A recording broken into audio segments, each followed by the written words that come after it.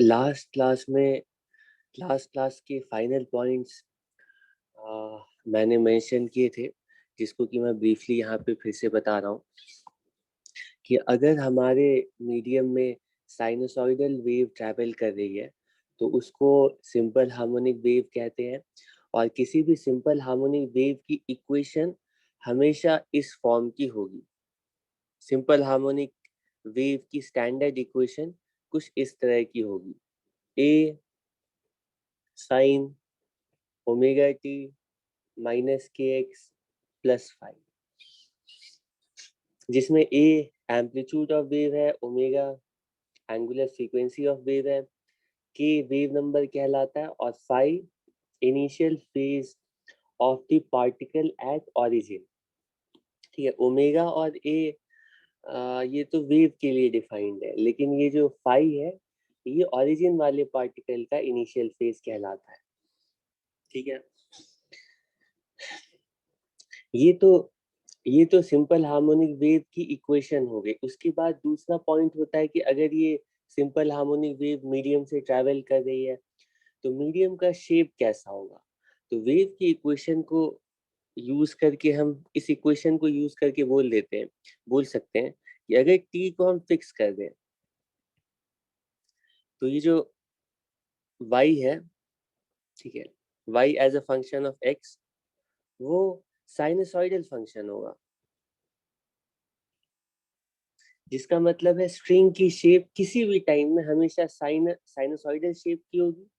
तो जब simple harmonic wave travel करती है तो मीडियम की शेप भी साइनसॉइडल होती है।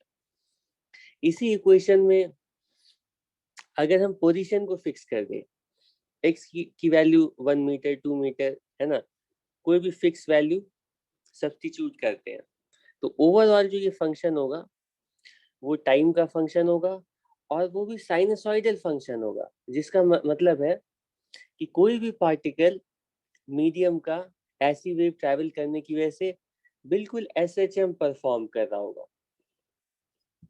ठीक है, ये चीजें हम मैथमेटिकली इक्वेशन को देख करके कह सकते हैं, और इक्वेशन लिखने से पहले ही हम लोग वेव की प्रॉपर्टी यूज करके ऐसा गेस किया था कि जैसा पहला पार्टिकल ऑसिलेट करेगा हर नेक्स्ट पार्टिकल वैसे ही ऑसिलेट कर रहा होगा। ठीक है, ठीक है। उसके बाद नेक्स्ट पॉइंट मैंने कहा था कि अगर अगर ये साइनसॉइडल वेव मीडियम से ट्रैवल कर रही है और स्ट्रिंग की शेप हमेशा साइनसॉइडल है, जिसका मतलब है इसमें हर पार्टिकल साइनसॉइडली ऑसिलेट कर रहा होगा।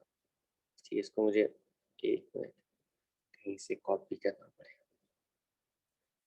ठीक है, स्ट्रिंग की शेप कुछ इस तरह की साइनसॉइडल होगी, हर एक पार्टिकल साइनसॉइडली ऑसिलेट कर रहा होगा। ठीक है, तो इसका कॉन्सिक्वेंस ये हुआ था कि हमने इस वेव के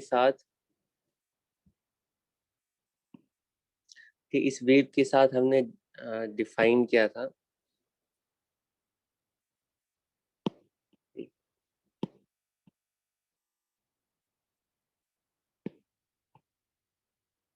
ठीक है,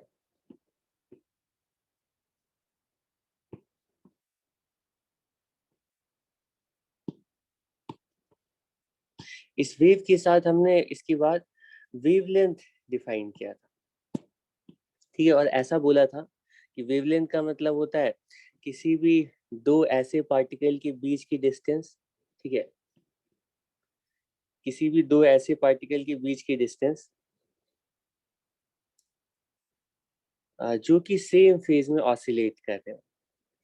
ठीक है, तो हम लोग बिल्कुल लॉजिक से कह सकते हैं कि जितने टाइम में किसी भी एक पार्टिकल को अपना एक साइकिल कंप्लीट करने में टाइम लगेगा, बिल्कुल उतने ही टाइम में बिल्कुल उतने ही टाइम में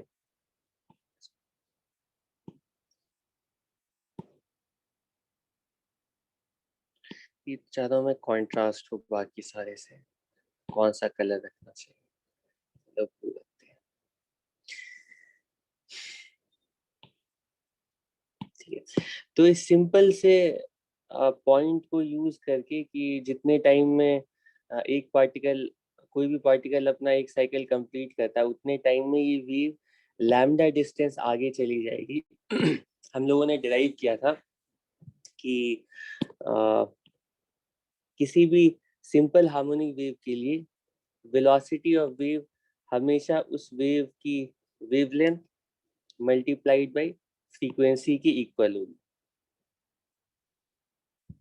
किसी भी सिंपल हार्मोनिक वेव के लिए वेव की स्पीड वो वेवलेंथ मल्टीप्लाइड बाय फ्रीक्वेंसी की इक्वल होगी, ठीक है।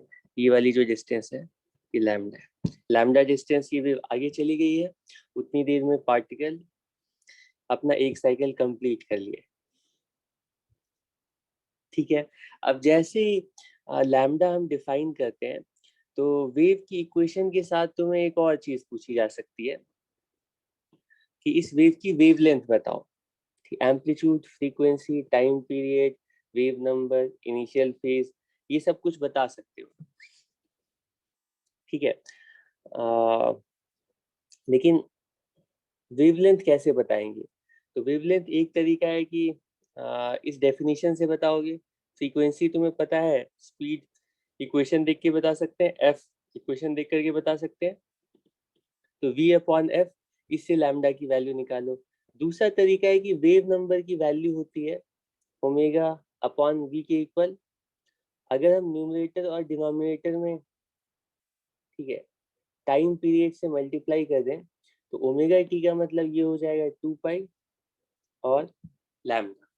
तो k की वैल्यू ओमेगा बाई वी के इक्वल भी होती है, k की वैल्यू 2 पाई बाई लैम्डा के इक्वल भी होती है। मतलब k की वैल्यू अगर पता है तो हमें वेवलेंथ भी पता है, ठीक है। और इस रिलेशनशिप को देख करके ये भी पता चलता है कि लैम्डा की वैल्यू जितनी ज्यादा होगी k की वैल्यू उतनी कम होगी, और लैम्डा की वैल्यू जितनी कम होगी k की वैल्यू उतनी ज्यादा होगी। तो k एक तरह से वेव नंबर रिप्रेजेंट करता है, मतलब कि ये लैम्डा वाला पार्ट ना किसी फिक्स डिस्टेंस में कितनी बार आ रहा है, कि कोई वेव यूं इस तरह से है और कोई दूसरी वेव इस तरह से है, तो इस वाले के लिए वेव नंबर की वैल्यू ज्यादा हुई, इसके लिए वेव नंबर की वैल्यू कम हुई, ठीक। इसीलिए इसका नाम वेव नंबर रखा है, ठीक है। तो हम वेवलेंथ की वैल्यू भी इक्वेशन देख करके कंप्लीटली बता सकते हैं, ठीक है। अच्छा हाँ, मैं यहाँ पर एक्स को फिक्स करने के बाद इक्वेशन मैं कह रहा था वो sinusoidal function of time simple harmonic motion को रिप्रेजेंट करेगा। तो अगर हम एक्स को फिक्स कर देते हैं तो उसके बाद जो इक्वेशन अगर यहाँ पर देखेंगे, ठीक, इक्वेशन को यहाँ पर देखेंगे, इक्वेशन कैसी दिखेगी, ए साइन ओमेगा टी, ठीक है। एक्स की वैल्यू कुछ पुट कर दिया, ठीक है, 1 मीटर 2 मीटर, तो ये सारा टर्म जो है ना ये मिल करके इस एसएचएम के लिए इनिशियल फेज कहलाएगा। कि स्टैंडर्ड इक्वेशन एसएचएम की क्या होती है, ए साइन ओमेगा टी प्लस 5। तो जैसे एक्स की वैल्यू हम सब्सटीट्यूट कर देंगे तो ये वाला जो पार्ट है ना ये उस पर्टिकुलर पार्टिकल के एसएचएम के लिए फेज कहलाएगा। तो तुम देख सकते हो अलग अलग एक्स पर अलग अलग इनिशियल फेज होगा। और दूसरा पॉइंट, इस पार्ट को देख करके ये भी कह सकते हो, इस पार्ट को अच्छे से देखो, इस पार्ट को देख करके हम ये भी कह सकते हैं कि इस साइनसॉइडल वेव के अंदर के अलोंग अगर हम ट्रैवल करेंगे ना, तो जैसे जैसे हम आगे ट्रैवल कर रहे होंगे, इस इक्वेशन से पता चलता है कि इनिशियल फेज, क्योंकि ये माइनस के एक्स है, तो इनिशियल फेज और टोटल फेज जैसे जैसे हम एक्स के अलोंग ट्रैवल करें वो डिक्रीज करता जाएगा। हर नेक्स्ट पार्टिकल का फेज के प्रीवियस पार्टिकल के फेज के कंपैरिजन में कम होगा, नेक्स्ट पार्टिकल फेज में लैग कर रहा होगा, प्रीवियस पार्टिकल फेज में लीड कर रहा होगा। वो इस इक्वेशन से भी देख करके बता सकते हैं, ठीक है। और इस इक्वेशन से भी ये चीज कंफर्म होती है कि जब सिंपल हार्मोनिक वेव ट्रैवल करती है तो हर एक पार्टिकल के एसएचएम का एम्पलीट्यूड और फ्रीक्वेंसी तो सेम रहती है, लेकिन जो इनिशियल फेज है वो अलग अलग होता है।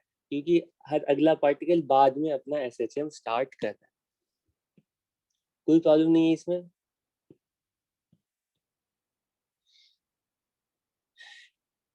ठीक है। और सिंपल हार्मोनिक वेव से रिलेटेड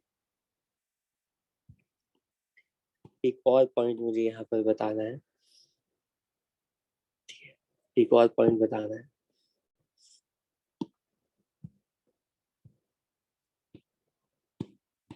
कि मान लो ये वेव है, सिंपल हार्मोनिक वेव है, और ये कुछ इस तरह से फॉरवर्ड डायरेक्शन में पॉजिटिव एक्स एक्सिस की तरफ ट्रैवल कर रही है। तो जिस पार्टिकल को मैंने यहाँ पे हाईलाइट किया है बिल्कुल मीन पोजीशन में है इस टाइम में, ठीक है। अगर पूछा जाएगा कि इसका फेज क्या होगा, ठीक है, तो मीन पोजीशन में है लेकिन इसकी वेलोसिटी डाउनवर्ड डायरेक्शन में है, तो ये पार्टिकल अभी 180 डिग्री फेज में है। ठीक, इस पार्टिकल का जो फेज है 180 डिग्री, ठीक है। हम किसी भी पार्टिकल का फेज उसकी पोजीशन देख करके वेव में सिंपल हार्मोनिक वेव में बता सकते हैं।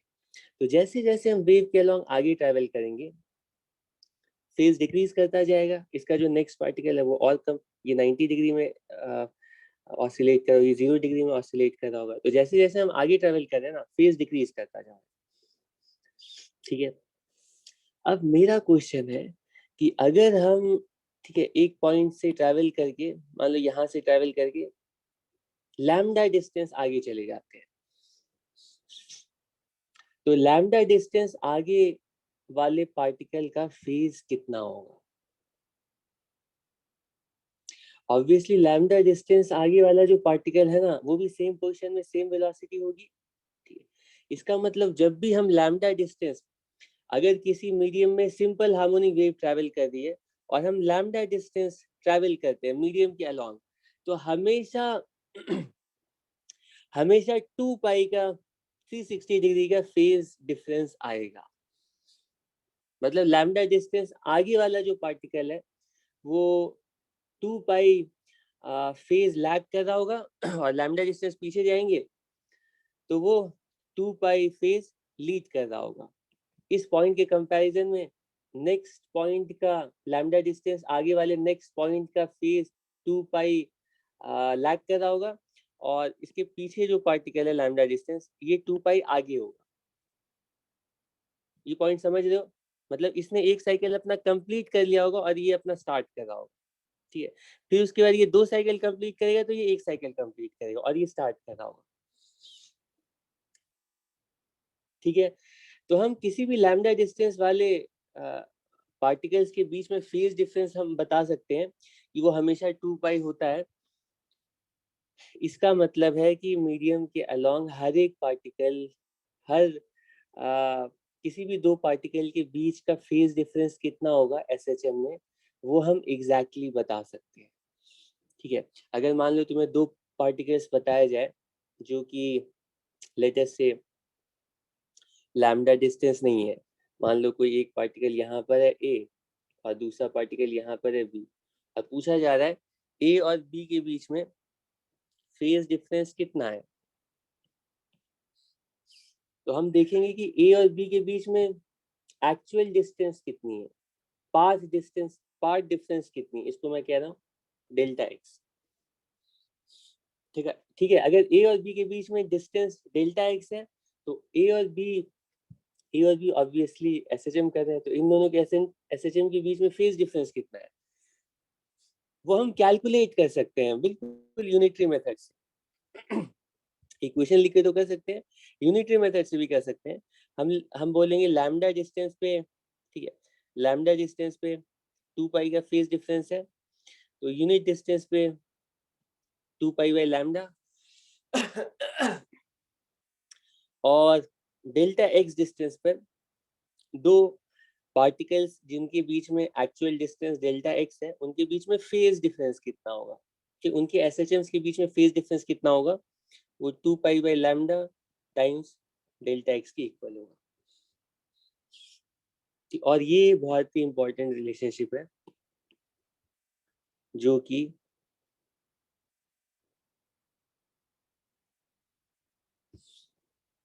हम हमेशा आगे यूज करेंगे। और ये जो 2 पाई बाई लैम्डा है ना, ये 2 पाई बाई लैम्डा का मतलब क्या है?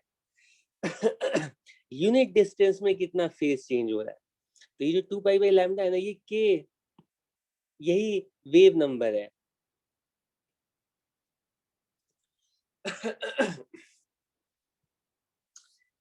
ठीक है, तो ये वेव नंबर रिप्रेजेंट करता है कि तुम वेव में 1 मीटर ट्रैवल करो और देखो कि कितना फेज चेंज आ रहा है। 1 मीटर ट्रैवल करने पर जो फेज चेंज आ रहा है उसी को हम वेव नंबर कहते हैं। तो डेल्टा एक्स डिस्टेंस ट्रैवल करने पे कितना फेज चेंज होगा, वो के टाइम्स डेल्टा एक्स होगा। यहाँ तक किसी को कोई प्रॉब्लम है, कुछ कंफ्यूजन है तो पूछो।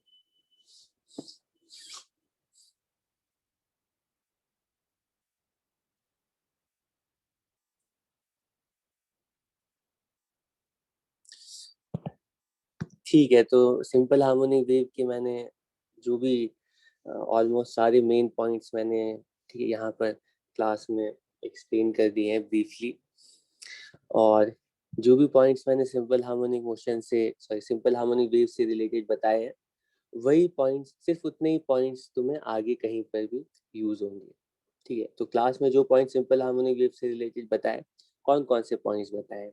एक तो सिंपल हार्मोनिक वेव की इक्वेशन बताई है, उसके बाद सिंपल हार्मोनिक वेव के लिए velocity equals lambda times frequency के इक्वल होती है। ठीक है, और तीसरी चीज बताई है कि वेवलेंथ तुमने पता कर लिया, इक्वेशन पता कर लिया, वेवलेंथ पता कर लिया। और तीसरी चीज बताई है कि सिंपल हार्मोनिक वेव में अगर हम ट्रैवल करेंगे तो ट्रैवल करने के साथ फेज कैसे चेंज करता है, ये हम कैलकुलेट कर सकते हैं। और एक चीज है वो बतानी चाहिए, चलो वो भी एक्सप्लेन कर देता हूँ, वो भी मैंने पहले बताया हुआ है। अगर हमें इक्वेशन दी गई है तो इक्वेशन को देख करके ना हमें थोड़ा बहुत ओवरऑल स्ट्रिंग की शेप कैसी होगी इसका भी अंदाजा होना चाहिए। तो ये तो जनरल इक्वेशन है, के x minus omega t plus 5, sorry general equation मैंने लिखा है omega t minus k x plus 5, ये स्टैंडर्ड इक्वेशन। तो ये इक्वेशन रिप्रेजेंट करती है कि ए एम्पलीट्यूड ओमेगा फ्रीक्वेंसी से हर पार्टिकल ऑसिलेट करेगा। और ये इक्वेशन रिप्रेजेंट करती है कि जो ओरिजिन वाला पार्टिकल है उसका फेज 5 है। ठीक है, तो इसी तरह की दूसरी इक्वेशन होगी ए साइन ओमेगा टी प्लस के एक्स प्लस 5। तो ऑब्वियसली तुम्हें ये समझ में आना चाहिए कि जो पहली इक्वेशन है वो तो सिंपल हार्मोनिक वेव है, लेकिन ये पॉजिटिव एक्स एक्सिस की तरफ ट्रैवल कर रही है। ये positive towards positive x axis, ये माइनस है तो ये पॉजिटिव एक्स एक्सिस की तरफ ट्रैवल कर रही है। और सारा कुछ जो हमने इस इक्वेशन को डिराइव करने के लिए किया है वही काम हम आ, आ, जब वेव नेगेटिव एक्स एक्सिस में ट्रैवल करी तब के लिए करते, तो सेम रिजल्ट आता, बस माइनस की जगह प्लस आ जाता। ठीक है, तो ये इक्वेशन रिप्रेजेंट करिए नेगेटिव एक्स एक्सिस की तरफ, इसमें प्लस है तो ये नेगेटिव एक्स एक्सिस, ये वेव कुछ इधर की तरफ ट्रैवल कर रही होगी इस तरह से। ठीक है, ठीक है, और ऊपर वाली जो वेव है वो इस तरह से पॉजिटिव एक्स एक्सिस की तरफ ट्रैवल कर रही होगी। ठीक है, ओके। और इसमें फाई क्या रिप्रेजेंट करता है, ओरिजिन वाले पार्टिकल का इनिशियल फेज रिप्रेजेंट करता है। ठीक है, तो अगर कोई जनरल इक्वेशन दे दी जाए तो उसको देख करके वेव की शेप किसी भी टाइम में ड्रॉ कर सकते हैं। हाँ, ड्रॉ कर सकते हैं। जैसे कि मान लो तुम्हें इक्वेशन दी गई है, बताया गया कि वेव की इक्वेशन कुछ ऐसे है, ए sine omega t minus k x. जल्दी जल्दी हम लोग इन सारे वेव की शेप टी इक्वल 0 पर ड्रॉ कर लेते हैं।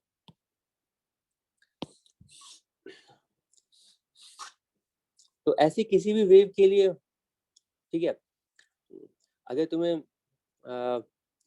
वेव की शेप ड्रॉ करनी है तो सिंपल सा लॉजिक है, टी इक्वल 0 पर अगर ड्रॉ करनी है तो डायरेक्टली इक्वेशन में टी इक्वल 0 पुट कर दो और y as a function of x जैसा भी है इसको प्लॉट कर दो। सिंपल है। तो हम इसको अगर प्लॉट करेंगे तो यहाँ पे फिर से कॉपी कर लेता हूँ थोड़ा, ड्रॉ करने से तो आसान ही है।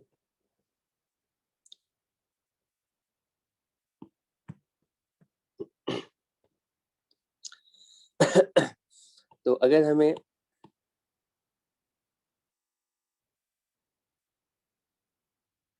इक्वेशन प्लॉट करनी है, चलो इसको भी रहने देते हैं। अगर हमें प्लॉट करना है t इक्वल 0 पर, तो t इक्वल 0 पर ये y as a function of x कैसा दिखेगा? a t0 पुट कर दिया साइन माइनस के एक्स, और ये है माइनस ऑफ a साइन के एक्स।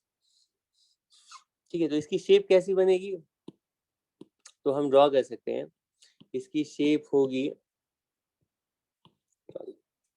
ये मान लो x एक्सिस है, ठीक है, ये y एक्सिस है। इसकी शेप होगी माइनस साइन थीटा की तरह, इस तरह से माइनस साइन थीटा ऐसे। ये वेव की शेप होगी t इक्वल 0 पर। t इक्वल 0 पर इसकी शेप कुछ ऐसी होगी, इधर की तरफ जा रही होगी फॉरवर्ड डायरेक्शन में। माइनस है ना, तो पॉजिटिव डायरेक्शन में ट्रैवल कर रही है वेव, और शेप माइनस साइन थीटा की तरह। ठीक है, अब हम स्टैंडर्ड इक्वेशन से कंपेयर करके ये भी बता सकते हैं कि इस इक्वेशन को अगर स्टैंडर्ड इक्वेशन से कंपेयर करते हैं, तो हमें पता है कि यहाँ पे ओरिजिन वाले पार्टिकल का इनिशियल फेज 0 है।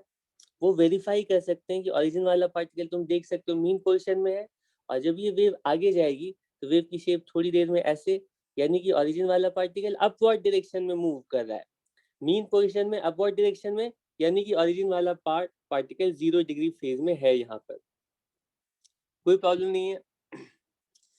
ठीक है, अब दूसरे वेव के लिए तुम बताओ कि शेप कैसी होगी।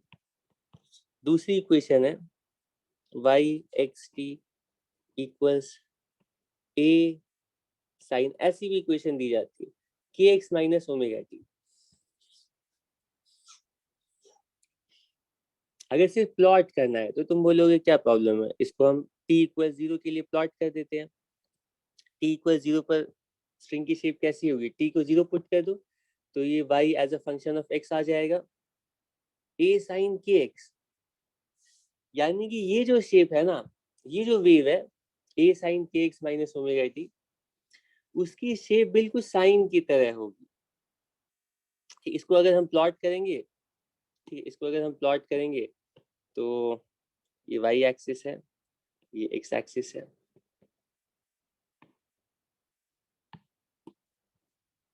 ठीक है, इसकी शेप बिल्कुल sign theta, minus sine theta की तरह नहीं, साइन थीटा की तरह होगी ये शेप। और ये वेव किधर ट्रैवल कर रही है? माइनस का मतलब इधर ट्रैवल कर रही है। लेकिन यहाँ पे तुम कंपेयर करोगे ना जब स्टैंडर्ड इक्वेशन से, तो स्टैंडर्ड इक्वेशन क्या है?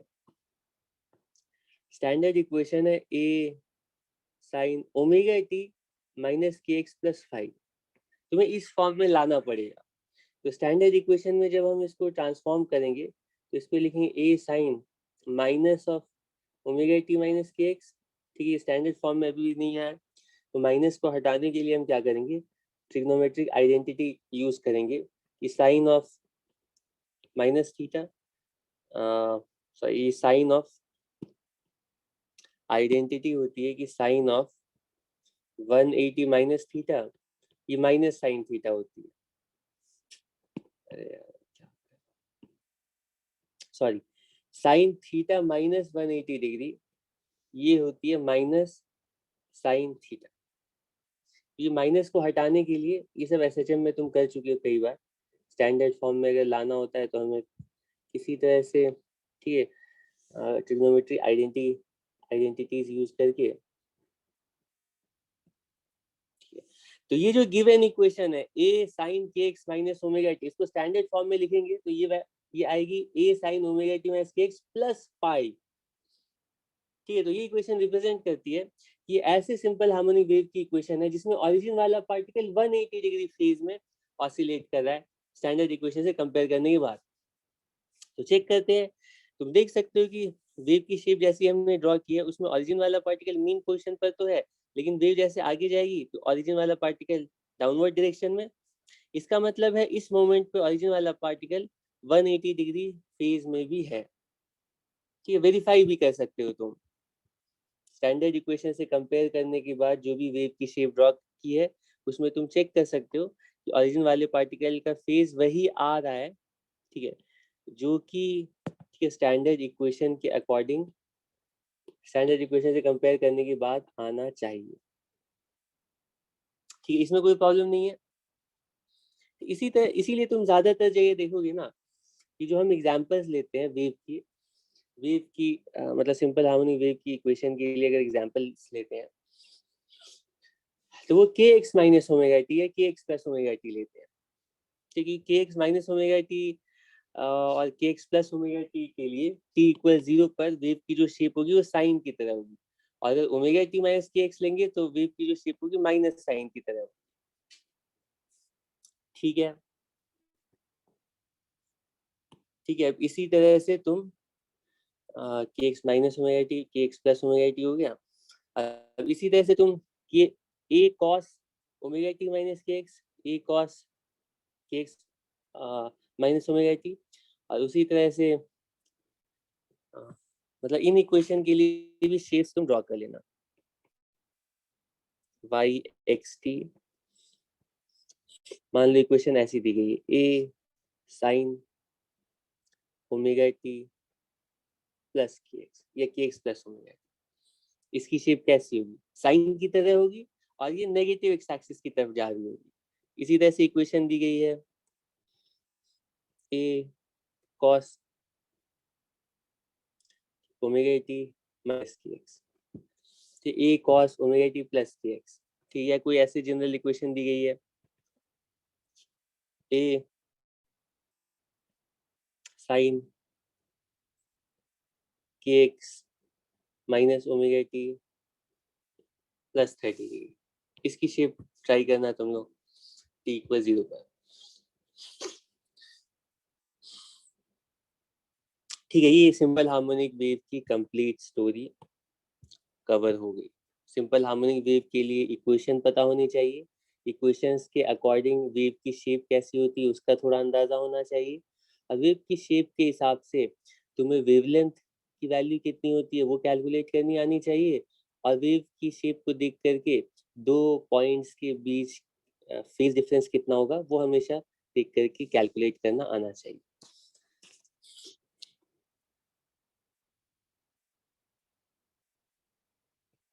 ठीक है, नेक्स्ट पॉइंट है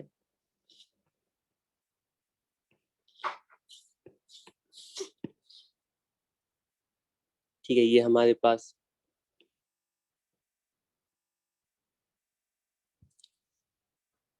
एक सेकेंड,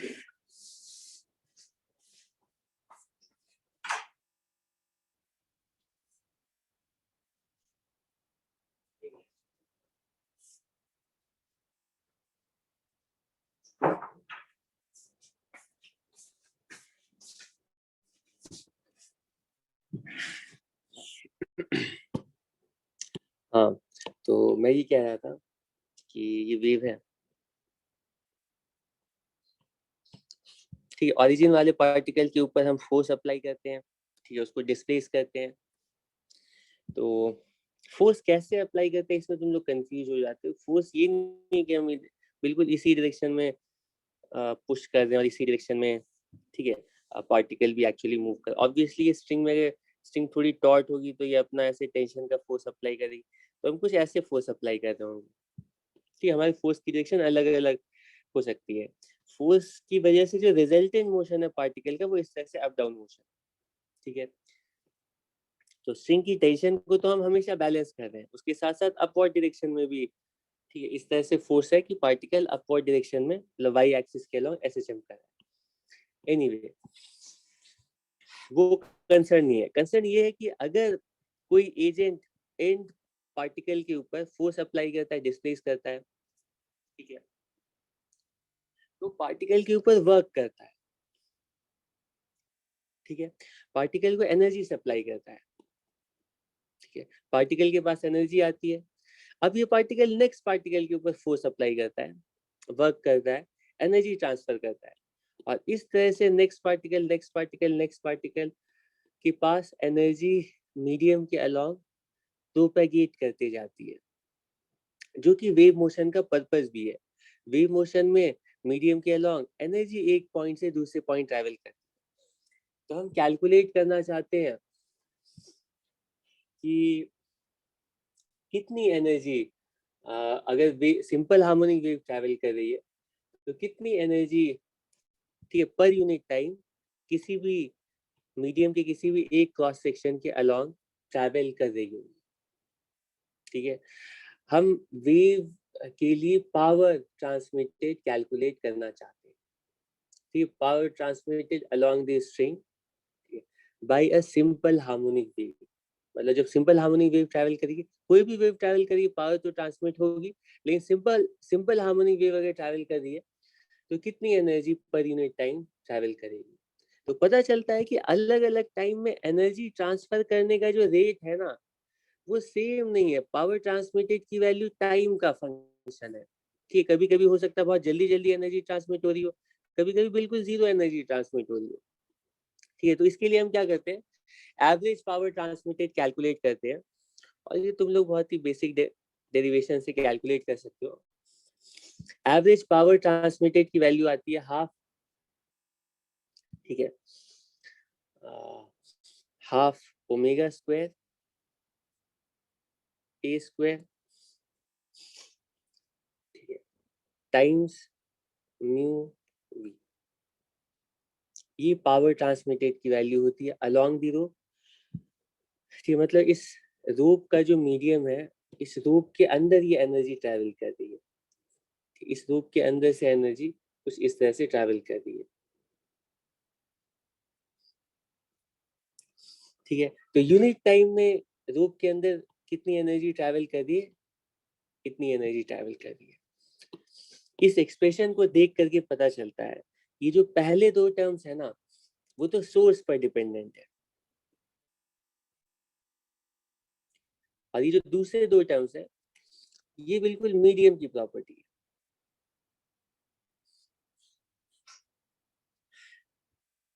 ठीक है, तो लीनियर मास डेंसिटी कितनी होगी, स्पीड कितनी होगी, वेव की स्पीड कितनी होगी स्ट्रिंग में, वो तो मीडियम डिसाइड करेगा।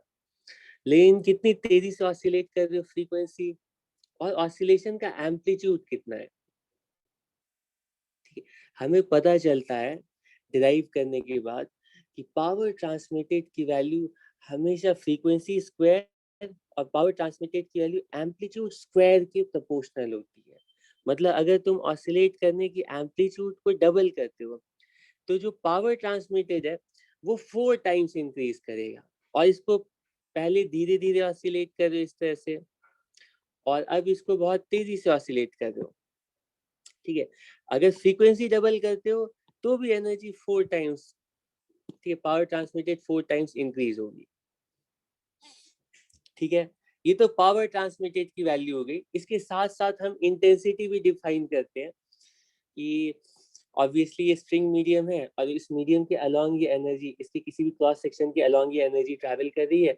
यूनिट टाइम में कितनी एनर्जी ट्रैवल कर रही है वो हमने यहाँ पर लिखा है। ठीक है, तो पर यूनिट एरिया कितनी एनर्जी ट्रैवल कर रही है, अगर इसका क्रॉस सेक्शनल का एरिया अगर हम स्मॉल ए लिख देते हैं, तो per unit area intensity, average intensity की वैल्यू कितनी होगी, average power per unit area. Power का मतलब होता है कि एक सेकेंड में कितनी एनर्जी जा रही है। ठीक है, और इंटेंसिटी का मतलब होता है एक सेकेंड में यूनिट एरिया से कितनी एनर्जी जा रही है।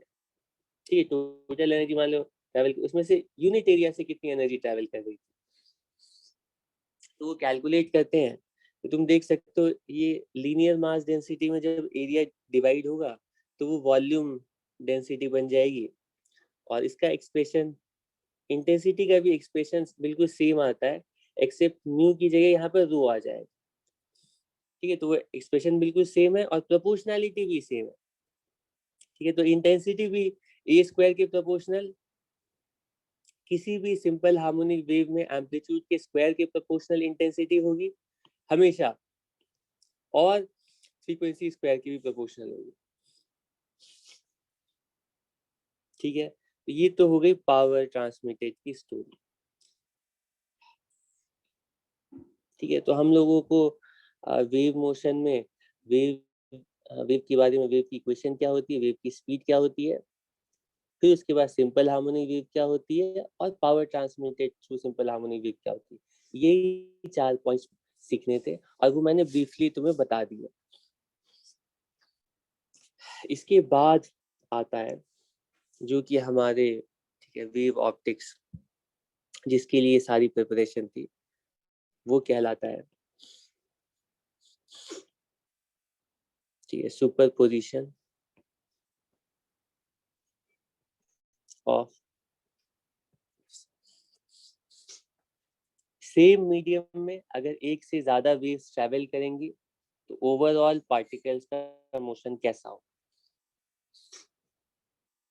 इसको मैं डिराइव नहीं कर रहा हूँ, इसके लिए डिटेल में मैंने सोचा है अलग से वेव के लेक्चर्स में रिकॉर्ड करके अपलोड कर दूंगा, तो वो तुम अलग से वेव मोशन के रिवीजन के लिए और वेव मोशन की प्रिपरेशन के लिए उस वीडियोस को अलग से फॉलो करके उसके क्वेश्चंस प्रैक्टिस कर लेना, वो तुम्हारा काम हो जाएगा। अभी हमारा पर्पस है वेव ऑप्टिक्स में जितना पार्ट यूज होगा उसको बस ब्रीफली रिवाइज करना। तो सुपरपोजिशन ऑफ वेव्स में हम 3 केसेस डिस्कस करते हैं। ये सुपरपोजिशन का मतलब यही होता है कि सेम मीडियम में अगर एक से ज्यादा वेव्स ट्रैवल कर रही है, तो 2 वेव्स ट्रैवल कर रही है, तो ओवरऑल रिजल्टेंट मोशन पार्टिकल का कैसा होगा। अभी भी क्या मीडियम में ट्रैवलिंग वेव होगी, ठीक है, या मीडियम के पार्टिकल का जो मोशन हो किसी अलग तरीके का होगा, ठीक है। तो सबसे पहला केस आता है कि अगर हम सेम फ्रीक्वेंसी की 2 simple harmonic wave same direction में सेंड करते हैं,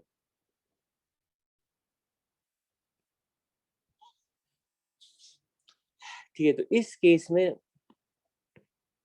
मीडियम के पार्टिकल्स का मोशन बिल्कुल सेम फ्रीक्वेंसी का सिंपल हार्मोनिक, सेम फ्रीक्वेंसी की सिंपल हार्मोनिक वेव ही फॉर्म होती है। Simple harmonic wave of same frequency, ये क्या कह रहा हूँ इसको एक्सप्लेन कर रहा हूँ। मतलब मान लो मीडियम में हम पहली वेव इस तरह से सेंड करते हैं, A1 sine kx minus omega t, ठीक है, और दूसरी वेव इस तरह से ट्रैवल सेंड करते हैं, A2 sine kx minus omega t plus 5, ठीक है। तो पहली जो वेव है ना वो मीडियम के पार्टिकल को A1 एम्पलीट्यूड से ऑसिलेट कराना चाहती है, लेकिन फ्रीक्वेंसी ओमेगा है। दूसरा वाला जो पार्टिकल है A2 एम्पलीट्यूड का ऑसिलेशन कराना चाहता है, ठीक है, लेकिन फ्रीक्वेंसी सेम है। तो जब ये दोनों साथ साथ ट्रैवल करेंगे ना तो रिजल्टेंट मोशन भी मीडियम के पार्टिकल का बिल्कुल सिंपल हार्मोनिक वेव की तरह ही होगा।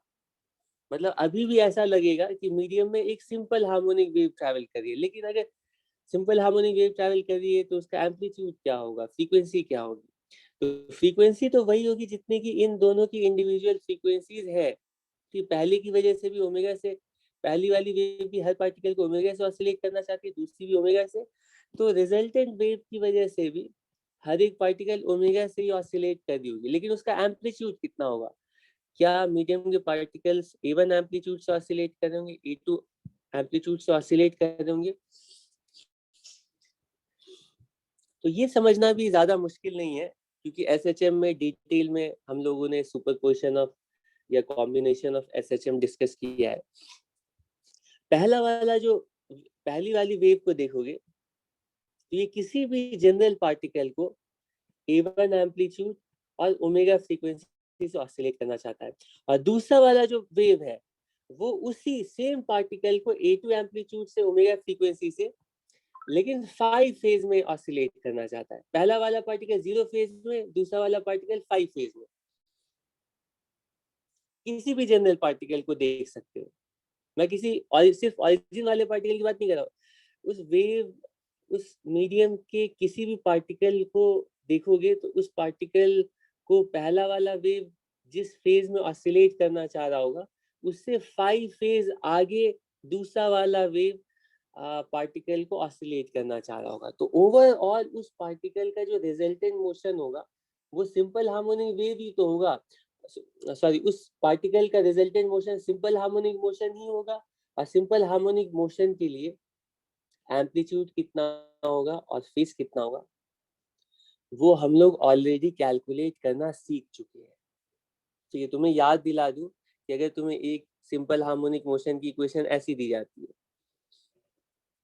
कि 10 साइन ओमेगा टी, और दूसरी सिंपल हार्मोनिक वेव की इक्वेशन दी जाती है इस तरह से 12, ठीक है, sine omega t plus 30 degree. बोला जाता है इन दोनों एसएचएम्स को ऐड करो। तो ये ऐड करना मुश्किल है क्या? तुम बोलते हो कि हम हर एक एसएचएम को फेजर से रिप्रेजेंट कर सकते हैं। पहले वाले को के लिए फेजर ड्रॉ करते हैं 0 डिग्री पर 10 यूनिट्स का, दूसरा वाला फेजर 12 यूनिट्स का 30 डिग्री पर। इन दोनों का रिजल्टेंट ड्रॉ करते हैं। रिजल्टेंट फेजर का जो मैग्नीट्यूड आता है कितना आएगा, √a² + b² + 2ab cos theta. तो रिजल्टेंट फेजर का जो मैग्नीट्यूड आता है वो रिजल्टेंट एसएचएम का एम्पलीट्यूड होता है, और रिजल्टेंट फेजर की जो डायरेक्शन होती है वो रिजल्टेंट, ठीक है, इसको क्या लिखते हो, रिजल्टेंट फेजर की जो डायरेक्शन होती है वो रिजल्टेंट एसएचएम का इनिशियल फेज रिप्रेजेंट करते हैं। ए साइन ओमेगा तो सेम रहेगा, और इनिशियल फेज यहां से हम कैलकुलेट करते हैं। ये याद है सबको, क्योंकि यही बार बार अप्लाई होगा, एसएचएम को ऐड करना आना चाहिए। तो मैं कह रहा हूँ जब सिंपल हार्मोनिक वेव्स ट्रैवल हो रही है तो वहां पे भी कुछ नहीं हो रहा है, वहां पे भी दोनों वेव्स की वजह से एसएचएम्स ही ऐड हो रहे हैं, और हमें एसएचएम्स को ऐड करना आता है। हम एसएचएम को हमेशा फेजर डायग्राम की हेल्प से ऐड कर सकते हैं। तो अगर हम एसएचएम्स को ऐड कर सकते हैं तो उस मीडियम के सारे पार्टिकल्स के एसएचएम का एम्पलीट्यूड पता है, फ्रीक्वेंसी पता है, फेज पता है, तो तुम्हें ओवरऑल सिंपल हार्मोनिक वेव की भी इक्वेशन पता है। तो सिंपल हार्मोनिक मोशन को जैसे हम ऐड करते हैं, बिल्कुल वैसे ही सिंपल हार्मोनिक वेव्स को भी हम ऐड कर सकते हैं with the help of phasors. कि तुम्हें पता है कि दो simple harmonic wave same medium में ट्रैवल कर रही है, सेम डायरेक्शन में, तो रिजल्टेंट मोशन कैसा होगा, फेजर की तरह ऐड करके, फेजर की हेल्प से हम ऐड कर सकते हैं। और ऐड करने के बाद रिजल्टेंट वेव का एम्पलीट्यूड क्या होगा, इनिशियल फेज क्या होगा, वो हम कंप्लीटली बता सकते हैं। तो इसके लिए कुछ प्रैक्टिस। तो रिजल्टेंट वेव कैसी होगी कि उसको पता लगाने का तरीका है कि हमेशा हम फेजर ड्रॉ करेंगे। पहले वाले वेव के करस्पॉन्डिंग फेजर ड्रॉ करते हैं। ये वेव की इक्वेशन ना, बस डिफरेंस ये है कि ये हर एक पार्टिकल के एसएचएम को, मतलब जनरल पार्टिकल के एसएचएम मोशन को रिप्रेजेंट करती है, लेकिन है तो ये एसएचएम की इक्वेशन ना। और दो एसएचएम मोशन को कैसे ऐड करते हैं वो हमें पता है। तो पहले वाले वेव के करस्पॉन्डिंग पहला फेजर, दूसरे वाले वेव के करस्पॉन्डिंग दूसरा फेजर, ठीक है। इन दोनों को ऐड करने के बाद, इन दोनों को ऐड करने के बाद रिजल्टेंट फेजर का मैग्नीट्यूड कितना होगा, और रिजल्टेंट फेजर की जो डायरेक्शन होगी। अच्छा, इन दोनों के बीच में यहाँ पे जो फेज डिफरेंस है ना, वो फेजर्स के लिए इन दोनों फेजर्स के बीच का एंगल होगा। ठीक है, पहले वेव और दूसरे वेव के बीच में जो फेज डिफरेंस है वो दोनों वेव्स के करस्पॉन्डिंग फेजर्स के बीच का एंगल होगा। और रिजल्टेंट फेजर की जो डायरेक्शन, इसको मैं साई लिख रहा हूँ। वेक्टर्स के लिए यहाँ थीटा होता था, यहाँ फाई होता था, लेकिन हम इन दोनों के बीच में जो फेज डिफरेंस है ना उसी को फाई से रिप्रेजेंट कर रहे हैं। तो रिजल्टेंट की जो डायरेक्शन है उसको हम दूसरा सिंबल साई से रिप्रेजेंट कर रहे हैं। ठीक है, तो रिजल्टेंट वेव की इक्वेशन होगी रिजल्टेंट ए साइन के x minus omega t plus, ठीक, ओमेगा तो यहीं से देख करके बता सकते हो। तुम्हें फेजर की हेल्प से रिजल्टेंट एम्पलीट्यूड निकालना है और डायरेक्शन निकालनी है। इससे कंप्लीट वेव की इक्वेशन कैलकुलेट कर सकते हैं। ठीक है, तो वेव्स को ऐड करना भी बिल्कुल आसान है, उतना ही आसान है जितना वेक्टर्स को ऐड करना आसान है। वेक्टर्स एडिशन कब सीखे थे? पहली क्लास में। तो वो आज भी तुम सेम इक्वेशन यूज करके वेव्स को ऐड कर सकते हो। ये तो सबसे आसान, तो इसमें कोई बहुत ज्यादा नई चीज तुम नहीं सीख रहे हो। ठीक है, वेव्स को तुम बिल्कुल आसानी से जैसे वेक्टर एडिशन करते थे वैसे फेजर्स को ऐड करके तुम वेव्स को भी ऐड कर सकते हो। तो एक दो एग्जांपल्स भी ले लेते हैं ताकि तुम्हें एग्जांपल्स भी ले लेते हैं। हाँ, तो एग्जांपल्स, मान लो पहली इक्वेशन दी गई है। ठीक है, पहली इक्वेशन दी गई है 3 या 4 यूनिट्स एम्पलीट्यूड है sign kx x minus pi t,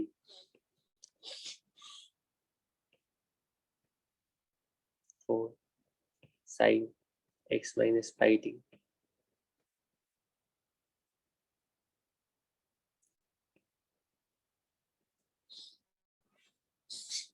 पूछा जाए रिजल्टेंट वेव की इक्वेशन बताओ। 4 नहीं है, ये है, ठीक है, ये वैल्यू है मान लो 5।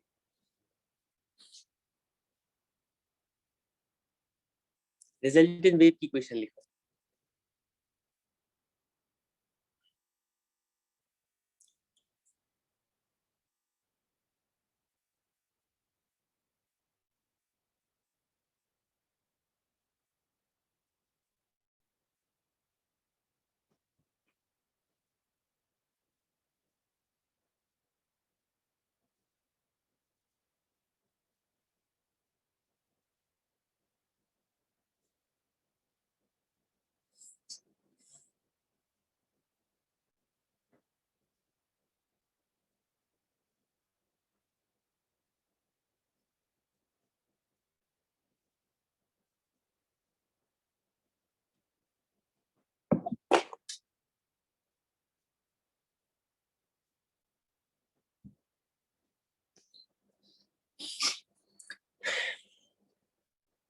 तो ये kx माइनस ओमेगा टी, इसको तो स्टैंडर्ड इक्वेशन से कंपेयर करके वेव नंबर क्या होगा, फ्रीक्वेंसी क्या होगी, टाइम पीरियड क्या होगा, वेवलेंथ क्या होगी, ये सारी चीजें हम बता सकते हैं। उसकी जरूरत नहीं है, हमें इन दोनों वेव्स को ऐड करना है। तो हम इंटरेस्टेड है दोनों का एम्पलीट्यूड कितना है और दोनों के बीच में फेज डिफरेंस कितना है, वो हमें डायरेक्टली पता चल रहा है। पहले वाले वेव के करस्पॉन्डिंग अगर हम ड्रॉ करेंगे, पहला वाला जो वेव है,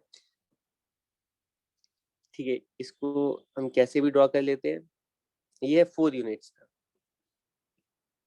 ये 4 यूनिट्स का है, पहला फेजर 4 यूनिट का। और दूसरा फेजर जो है ना वो पहले से 60 डिग्री पर है। ठीक है, तो 60 डिग्री पर 5 यूनिट्स, ये 60 डिग्री। ठीक है, इसको लिखते हैं 60 डिग्री। अब इन दोनों का हम रिजल्टेंट ड्रॉ करेंगे और रिजल्टेंट का मैग्नीट्यूड क्या होगा, डायरेक्शन क्या होगी, बता सकते हैं? जरा देख करके बताओ। रिजल्टेंट का मैग्नीट्यूड होगा, ठीक है, A square plus B square plus 2ab cos of angle between, ये 60 डिग्री। तो ये वैल्यू आ रही है, रिजल्टेंट का स्क्वायर है, तो ये वैल्यू आ रही है 16 प्लस 25, इसकी वैल्यू कैलकुलेट करो, प्लस 20, ठीक, ये वैल्यू हो गई 45 और 60 और 61। चेक करो, तो रिजल्टेंट का एम्पलीट्यूड हो गया अंडर रूट 61। ठीक, इसकी वैल्यू अंडर रूट 61 की वैल्यू कितनी है? 64 8 के इक्वल होता है और अंडर रूट 49, तो ये 8 के आसपास, 8 से थोड़ा कम, 7.8 7. 9 इस तरह से होनी चाहिए। और साई की वैल्यू कितनी होगी, तो हम लिखेंगे साई की वैल्यू होगी 10, तो ये होता है B cos sorry B sine theta 5 sine 60 A plus B. हाँ 31 क्या कह रहे हो, cos 30 ओहो 5/6 मैंने लिया है ना, करते हैं। चलिए उसको पाई/3 कर देते हैं, नहीं तो फिर कैलकुलेशन चेंज करनी पड़ेगी। ये 3 है, सॉरी, थैंक यू। अब सही है, ठीक है। तो इसकी जो भी वैल्यू आएगी, साई की वैल्यू भी हम कैलकुलेट कर लेंगे, साइन 60, और ये नीचे क्या आएगा, नहीं साइन 60 यहाँ पे 5√3, और ये 2 यहाँ 8 प्लस 5 13, ठीक है। तो साई की वैल्यू tan इनवर्स, इसकी वैल्यू कैलकुलेट कर लोगे तो साई की वैल्यू कुछ, ठीक है, एंगल की वैल्यू कुछ पता चल गई, उसी तरह रिजल्टेंट एम्पलीट्यूड की वैल्यू पता चल गई। तो रिजल्टेंट वेव की जो इक्वेशन होगी, ठीक है, वो हम लिख सकते हैं, इसको यहाँ नीचे लिखता हूँ। रिजल्टेंट वेव की जो इक्वेशन हम लिखेंगे, क्या लिखेंगे, रिजल्टेंट वेव की इक्वेशन होगी √61, ठीक है, sine x minus pi t plus ये साई की वैल्यू जितनी भी आई वो यहाँ पे सब्स्टिट्यूट करें, ये हमारा आंसर होगा।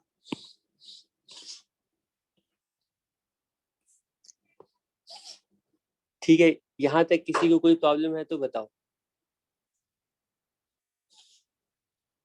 ठीक, यहाँ तक किसी को कोई प्रॉब्लम है तो बताओ। ठीक है, तो मैं जनरल रिजल्ट भी एक बार यहाँ पर लिख ही देता हूँ साथ में। ये जो रिजल्टेंट का एम्पलीट्यूड है ना, इसकी वैल्यू होगी जनरल रिजल्ट,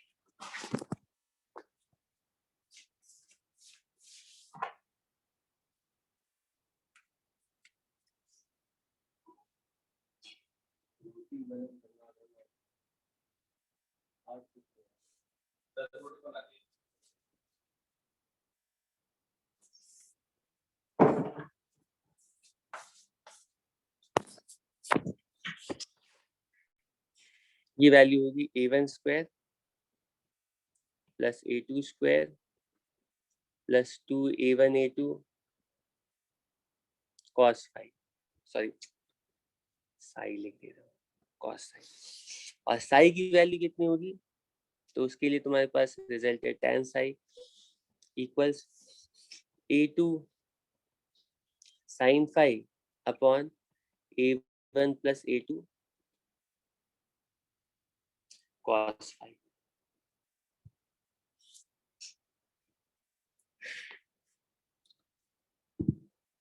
ठीक है, दोनों के एम्पलीट्यूड्स पता है और उनके बीच में फेज डिफरेंस पता है, तो रिजल्टेंट का एम्पलीट्यूड कितना होगा इस तरह से कैलकुलेट कर सकते हैं, और दो रिजल्टेंट का फेज क्या होगा वो यहाँ से कैलकुलेट कर सकते हैं। ठीक है, अब इसके बाद क्वेश्चन उठता है, ठीक है, दो वेव्स दिए गए हैं, तो पहला क्वेश्चन उठता है कि दोनों वेव्स का रिजल्टेंट मैक्सिमम कब होगा और कितना होगा। दोनों वेव्स का रिजल्टेंट मैक्सिमम कब होगा और रिजल्टेंट एम्पलीट्यूड कितना होगा। तो बिल्कुल वेक्टर्स की नॉलेज से बोल सकते हो कि दो वेव्स का रिजल्टेंट मैक्सिमम तब आएगा जब ये फाई 0 डिग्री होगा, cos फाई मैक्सिमम मतलब फाई 0, और जब दोनों के बीच में फेज डिफरेंस 0 डिग्री का होगा, जिसका मतलब है कि दोनों वेव्स जब बिल्कुल सेम फेज में होंगी, कि पहले का फेज दूसरे का फेज बिल्कुल सेम होगा, उस टाइम में दोनों का रिजल्टेंट मैक्सिमम होगा, और मैक्सिमम रिजल्टेंट होगा a1 प्लस a2। ठीक है, मैक्सिमम कब आएगा, जब फाई की वैल्यू 0 डिग्री होगी, ठीक है, जिसका मतलब है कि cos फाइव, इसको ऐसे लिखता हूँ, मैक्सिमम तब होगा, एम्पलीट्यूड मैक्सिमम तब होगा जब cos फाइव मैक्सिमम होगा, ठीक, और वो कब मैक्सिमम होगा,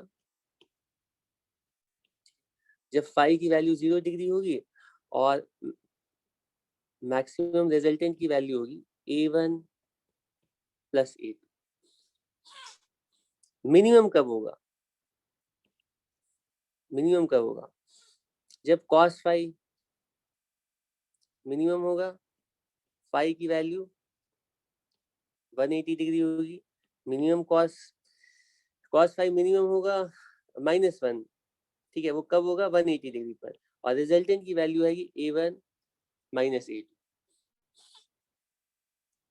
ठीक है, और इन दोनों चीजों को तुम बिल्कुल वेरीफाई भी कर सकते हो कि अगर दो वेव्स कुछ इस तरह से है,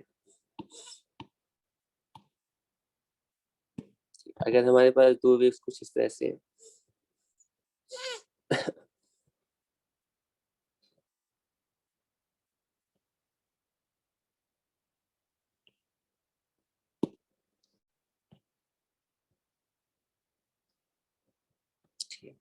दो वेव्स कुछ इस तरह से हमारे पास,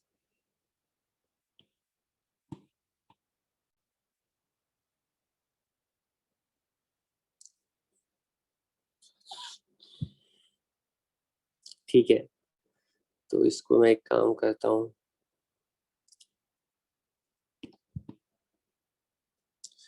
तो इसका कलर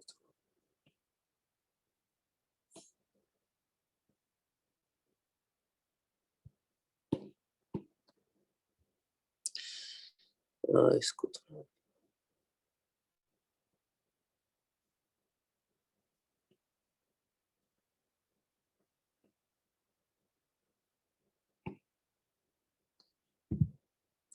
ठीक है, ये पहला वेव है, ठीक है, और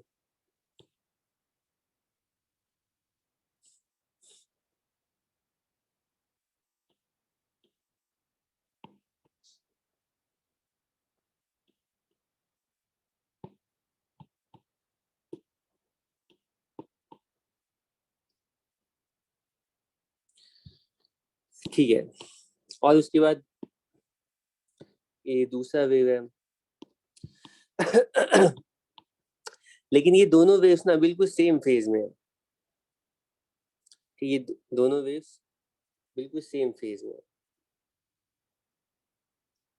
ठीक है, तो ये सेम फेज में कैसे आएंगे, इसको मैं कहीं पर तो रेफरेंस लेता हूँ, यहाँ पे मान लो रेफरेंस लेता हूँ,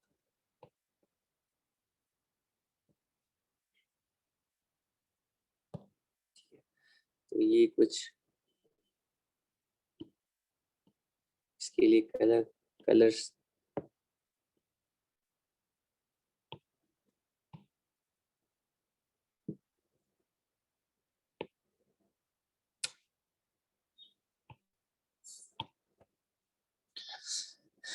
ठीक है, और पहले का एम्पलीट्यूड A1 है और दूसरे का एम्पलीट्यूड A2 है। अब क्वेश्चन में बोला गया कि दोनों को हम सुपर इम्पोज करते हैं,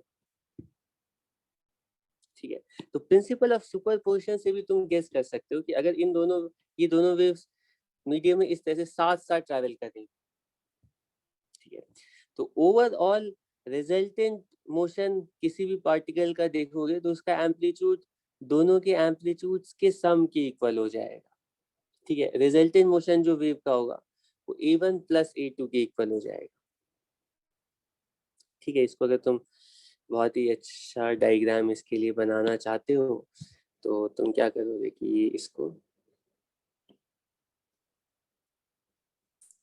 हाँ,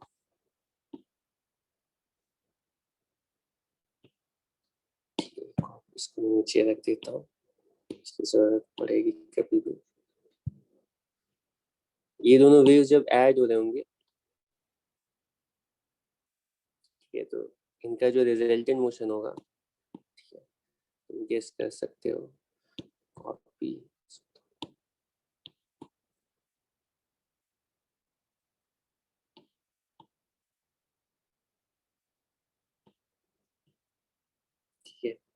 ये दोनों जब ऐड होंगे, ऐड होने की वजह से इनका जो रिजल्टेंट आएगा वो कैसा आएगा?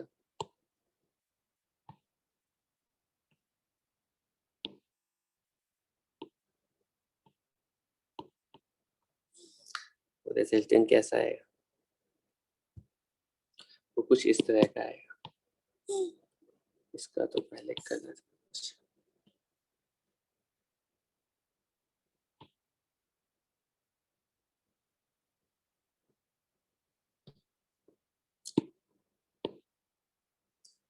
3 units, 3 units, 3 units, 3 units.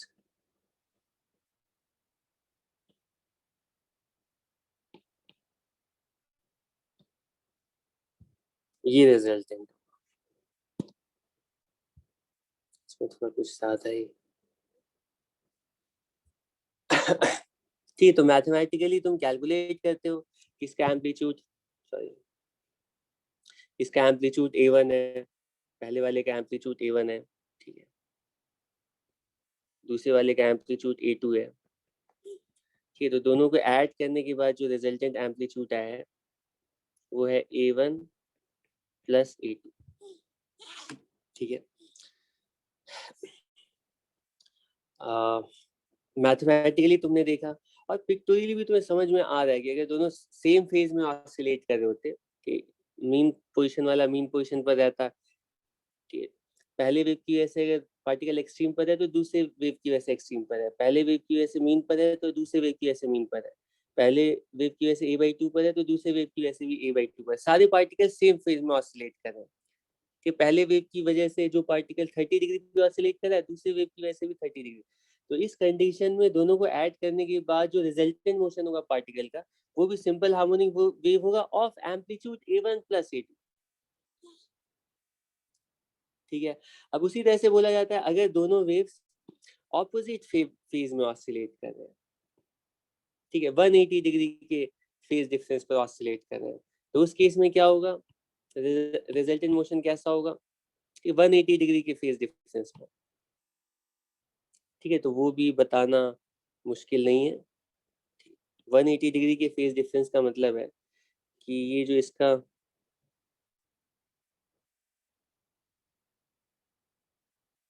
जहाँ पे इसका मिनिमम वहाँ पे मैक्सिमम, हाँ हमारी 10:30 से क्लास।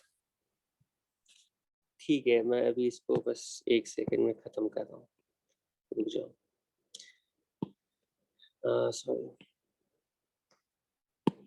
इसको फिर बाकी डबल स्लिट जो है ना हम फिर शाम में कवर करते हैं। अभी इससे पहले के सारे पॉइंट्स मैं बता देता हूँ, ये 5 मिनट दो बस।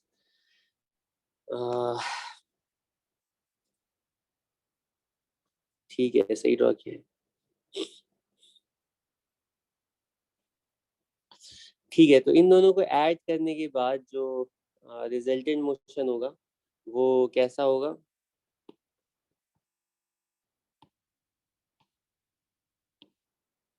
ठीक है। तो इन दोनों को मैं कॉपी करता हूँ,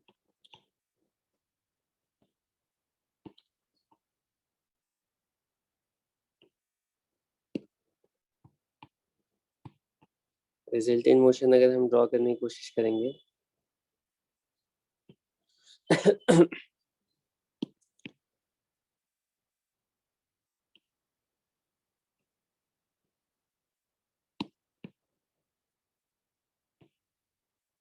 180 डिग्री पर है ये दोनों,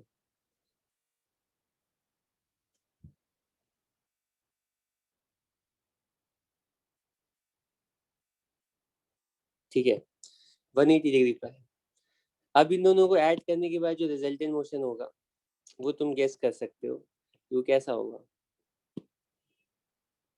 इस बार A1 माइनस A2 का एम्पलीट्यूड हो जाएगा, अगर 180 डिग्री पर दोनों वेव्स है तो, ठीक है। तो इसका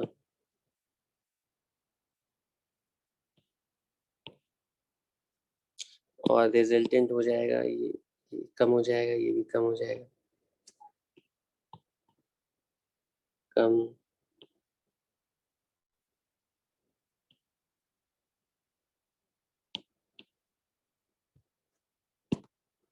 ठीक है, तो ये रिजल्टेंट मोशन जो है ना ये है A1 minus A2।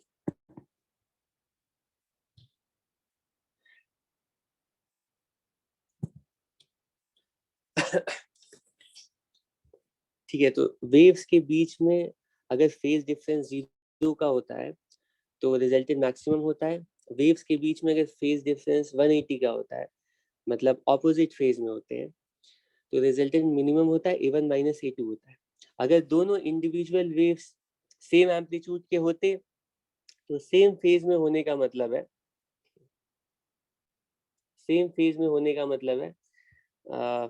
Resultant amplitude 2A हो जाता, और ऑपोजिट फेज में होने का मतलब है रिजल्टेंट एम्पलीट्यूड 0 हो जाता। ठीक है, वरना अगर अलग अलग एम्पलीट्यूड्स है तो A1 plus A2, A1 minus A2, ये इनके एम्पलीट्यूड्स होंगे। लेकिन इसमें एक एक फाइनल पॉइंट मैं यहाँ पर ऐड करना चाहूंगा, जो कि अभी तक मैं मेंशन नहीं कर रहा था। तो वेक्टर्स के बीच का जो एंगल है वो तो सिर्फ 0 से 180 डिग्री के बीच में हो सकता है, लेकिन वेव्स के बीच में जो फेज डिफरेंस है वो तो कितना भी हो सकता है ना। 0 से 180 के बीच में, 360 के बीच में, 720 के बीच में फेज डिफरेंस कुछ भी हो सकता है। कि मान लो पहला वाला particle 1 cycle, 2 cycle, 3 cycle complete कर चुका है, अब दूसरा वाला पार्टिकल अपना मोशन स्टार्ट कर रहा है। ठीक है, तो 3 साइकिल का मतलब है 360 मल्टीप्लाइड बाई 3। ठीक है, वो वैल्यू की 1080। ठीक है, तो दोनों के बीच में फेज डिफरेंस 10 मतलब 1080 डिग्री के इक्वल भी हो सकता है। फेज डिफरेंस तो कुछ भी हो सकता है। ठीक है, तो मैक्सिमम रिजल्टेंट के लिए हम बोलेंगे cos फाई की वैल्यू +1 होनी चाहिए। और तुम्हें ट्रिग्नोमेट्री की बेसिक नॉलेज से पता है कि cos फाई का मतलब होता है इस यूनिट सर्कल पे किसी भी पॉइंट का, यूनिट सर्कल पे उस एंगल के करस्पॉन्डिंग पॉइंट का एक्स कोऑर्डिनेट। ठीक है, तो cos फाई की वैल्यू 0 होती है, सॉरी cos फाई की वैल्यू 1 होती है 0 डिग्री के लिए, 360 डिग्री के लिए, 720 डिग्री के लिए, 1080 डिग्री के लिए। और तुम बोल सकते हो कि cos फाई की वैल्यू 1 सिर्फ 0 डिग्री के लिए नहीं होगी। इसका अगर हम जनरल सॉल्यूशन लिखेंगे तो वो लिखेंगे 2n पाई, सॉरी 2 पाई का इंटीग्रल मल्टीपल। ठीक, n की वैल्यू जो है 0, 1, 2, इन सारी वैल्यूज के लिए रिजल्टेंट मैक्सिमम आएगा। और मिनिमम रिजल्टेंट तुम जनरल सॉल्यूशन अगर लिखोगे तो सिर्फ 180 डिग्री इकलौता सॉल्यूशन नहीं है, सिर्फ 180 डिग्री पर दोनों वेव्स का रिजल्टेंट मिनिमम होगा ऐसा नहीं है। दोनों वेव्स का रिजल्टेंट मिनिमम होगा किसमें, 180 का मतलब है पाई।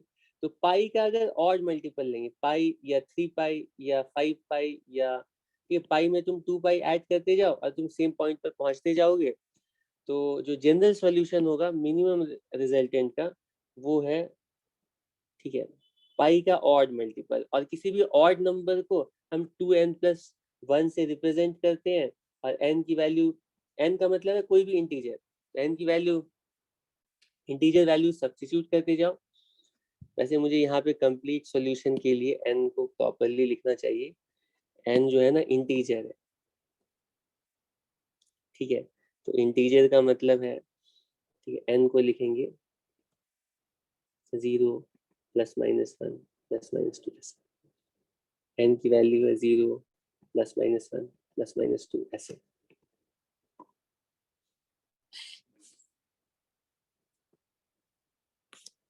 ठीक है,